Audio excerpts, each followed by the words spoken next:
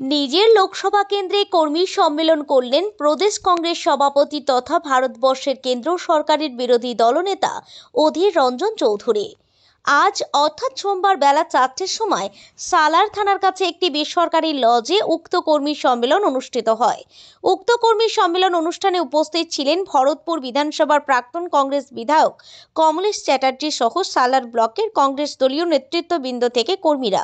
মূলত সামনে লোকসভা নির্বাচনকে কেন্দ্র করে কর্মীদের মধ্যে ব্যাপক প্রচার চালাতে ও লোকসভা নির্বাচনের প্রচার চালানোর জন্য এই কর্মী সভা বলে জানা যাচ্ছে। ভোটের আগে কর্মী সম্মেলন করে রাজ্য কেন্দ্র সরকারের বিরুদ্ধে অল আউট খেলতে পারেন প্রদেশ কংগ্রেস সভাপতি অধীর চৌধুরী। উক্ত কর্মী সম্মেলন অনুষ্ঠানে দলীয় কর্মীদের ভিড় ছিল বেশ চোখে পড়ার মতো। লোকসভা ভোটের প্রাক্কালের কর্মী সভা কংগ্রেসের কর্মীদের যথেষ্ট শক্তি যোগাবে বলে মনে করছে ওয়াকিবহাল মহল।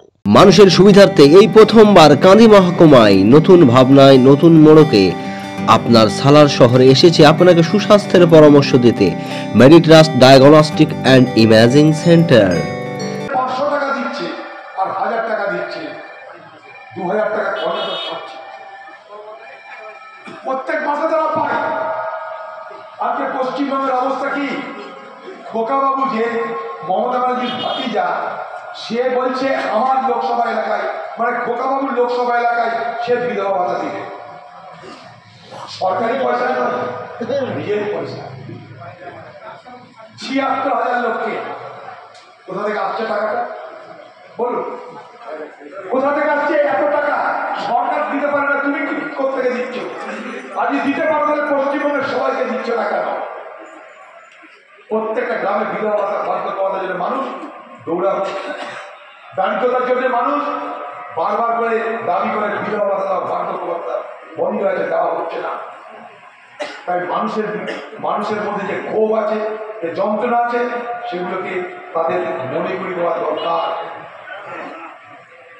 তাদেরকে বাধ্য করতে হবে। মানুষ যখন যাদের বিরোধিতা করলে সরকার তখন সচেতন হয়। সরকার তখন সচেতন হয় কখন? যখন মানুষ তার বিরোধিতা করে। মানুষ বিরোধিতা করবে জেনে পঞ্চায়েতে তারা লুট করেছে, মস্তানি করেছে, পুলিশকে লাগিয়েছে, কিন্তু বারবার ঘুঘুতে ধান খেতে পারবে না।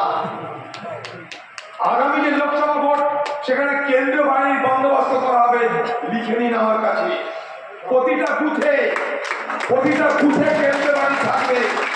কয়েকদিন আগে মুর্শিদাবাদের সাগরদিঘিতে ভোট করিয়েছি, উপনির্বাচন। সেখানে কংগ্রেস 30 থেকে 40,000 ভোটে হেরেছিল। আমি 50,000 ভোটে হেরেছিল। আমি জানতাম মানুষকে ভোট দেওয়ার সুযোগ দিলে সাগরদিঘি কংগ্রেসের হাতে চলে আসবে।